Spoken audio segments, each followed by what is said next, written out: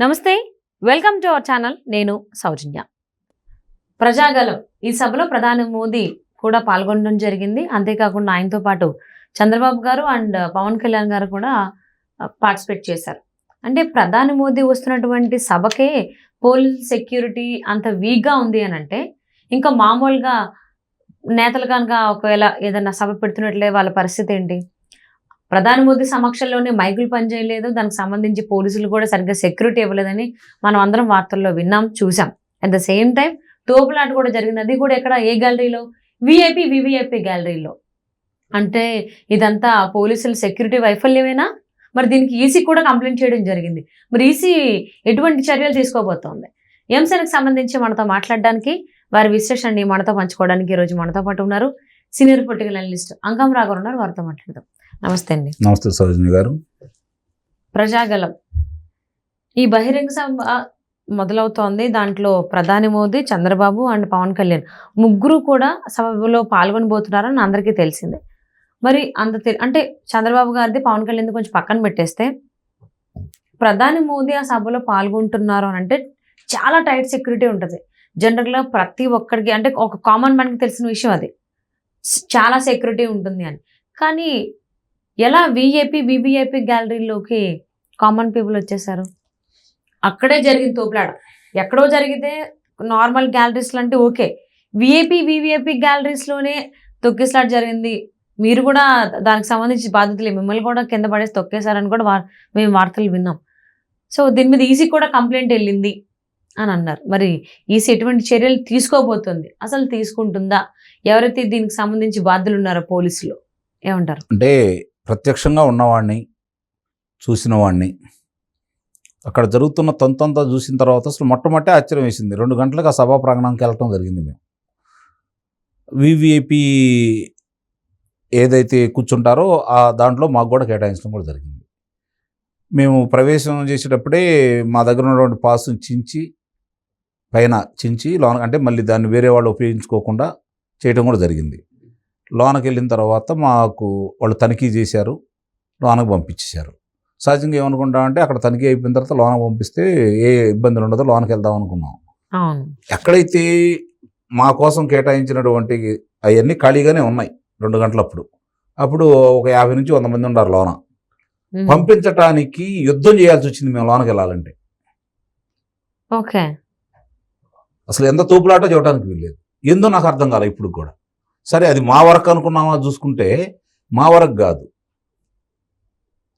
లోక్సభ మాజీ సభ్యులు వచ్చినా అదే పరిస్థితి, రాజ్యసభ కనకమేళ్ళ రవీంద్ర కుమార్ గారు వచ్చినా అదే పరిస్థితి, అలాగే శాసనసభ్యులు పయ్యావుల కేశవ్ గారు, మాజీ శాసనసభ్యులు దులిపాడ నరేంద్ర కుమార్ గారు, అలాగే మాజీ శాసనసభ్యులు మన బాచిన చెంచుగరటయ్య గారు, అలాగే ప్రస్తుతం పోటీ చేస్తున్నటువంటి అరవింద్ కుమార్, ఇంతకుముందు పోటీ చేసినటువంటి నసరాపేట పోటీ చేసినటువంటి డాక్టర్ గారు, మరి ఆ పక్కన చూసుకుంటా ఉంటే దివి శివరామ్ గారు, మాజీ శాసనసభ్యులు, కిషోర్ కుమార్ రెడ్డి గారు, నల్లారి కిషోర్ కుమార్ రెడ్డి గారు, అలాగే శాసనసభ మాజీ సభాపతి ప్రతిభా భారతి గారు, అలాగే మరి మహిళా అధ్యక్షురాలు అనిత గారు, మరి శాసనమండలి సభ్యురాలు అనురాధ గారు, పంచమర్తి అనురాధ గారు, అలాగే మహిళా జాతీయ అధికార ప్రతినిధి శ్రీమతి జ్యోత్స్నా గారు, ఇంకా వివిధ శాసనసభ్యులు చాలామంది ఉన్నారు.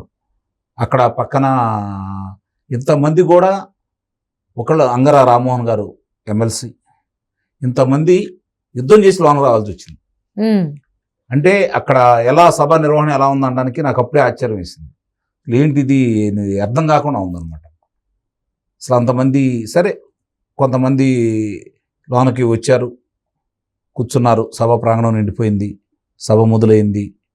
పవన్ కళ్యాణ్ గారు ప్రసంగించడం మొదలు పెట్టంగానే మూకమ్ముడిగా ఒక్కసారి ఒక 150 నుంచి 200 మంది ఒకే వయసు గల కార్యకర్తలుగా వాళ్ళు జెండాలు వేసుకొని, తెలుగుదేశం పార్టీ జెండాలు, జనసేన జెండాలు పట్టుకొని, అలాగే పొడుగాటి జెండాలు పట్టుకొని వచ్చేసేవాళ్ళు, కర్రలకి జెండాలు కట్టుకొని వచ్చేసి ఒక్క ఉదుట్ల మీదకి వచ్చేసారు. నాకు అర్థం కాని విషయం ఏంటంటే, లోనకి వెళ్ళటానికి ఇంత తతంగం జరిగితే ఆ 150 మంది 200 మంది సుమారు వాడు ఒక్క ముక్కుమ్మడిగా ఒక్కసారి లోనకు రావడానికి ఎలా ప్రవేశం దొరికింది? ఉమ్, వాళ్ళ దగ్గర విఐపి పాసులు లేవు, వివిఐపి పాసులు లేవు. మరి ఎలా వచ్చారనేది ఇప్పుడు కూడా అర్థం కాని విషయం.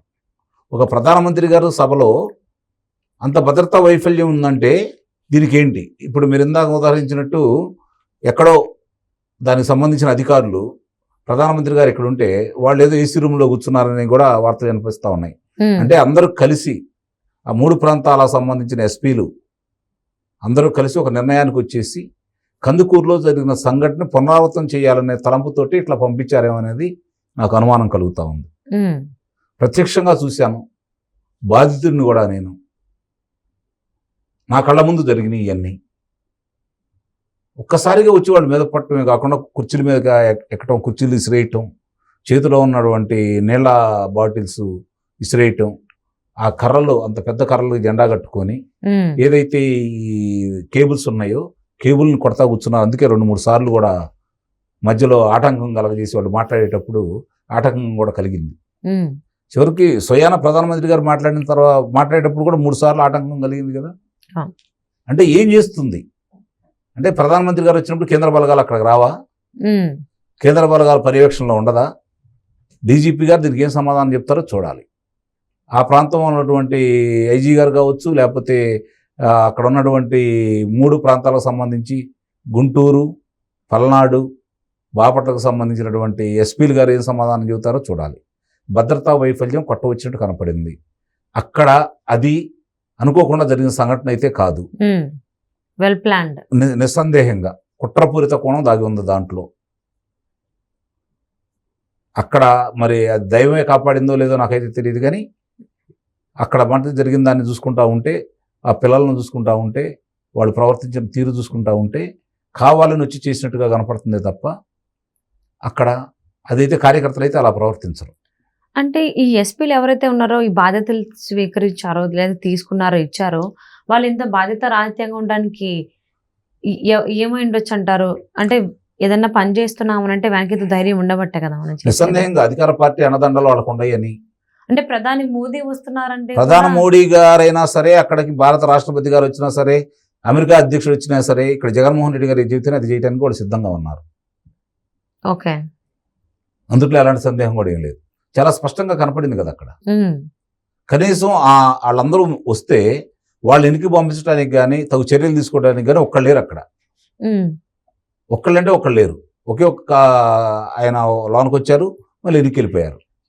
అలాగే మరి ఈ అంశం పైన కూడా ఈసీ కంప్లైంట్ వెళ్ళిందని చెప్పేసి అంటున్నారు. మరి ఈసీ ఏమైనా చర్యలు తీసుకునేటువంటి అవకాశం ఉందని చెప్పి అనుకోవచ్చా? పక్క రాష్ట్రాల్లో చిన్న సంఘటనలు జరిగితేనే, ఆటంకం కలగజేయాలనుకుంటేనే అక్కడ ఉన్నటువంటి సూపరింటెండెంట్ ఆఫ్ పోలీస్ గారిని, ఉమ్, ఆ ప్రాంతం వాళ్ళందరినీ 4 విధుల నుంచి తొలగించడం కూడా జరిగింది. మరి ఇక్కడ ఇప్పుడు 40 గంటలు దాటింది. ఇప్పుడు దాదాపు 48 ఇప్పుడు 46 గంటలు అవుతుంది దగ్గర దగ్గర. ఉమ్, ఏం చర్యలు తీసుకున్నారు ఇప్పటి వరకు? కేంద్రం నుంచి ఎలాంటి చర్యలు ఉన్నాయి? అవును. మిగిలిన చాట ఎందుకు, ఇక్కడ ఎందుకు అలా జరుగుతుంది? ఒకసారి ఆలోచించుకోవాలి, పునరాలోచించుకోవాలి. ఇదేదో కుట్రకుండా దాగి ఉంది, దీనికి పెద్దల సహాయ సహకారాలు ఉన్నాయని భావించాల్సి వస్తుంది.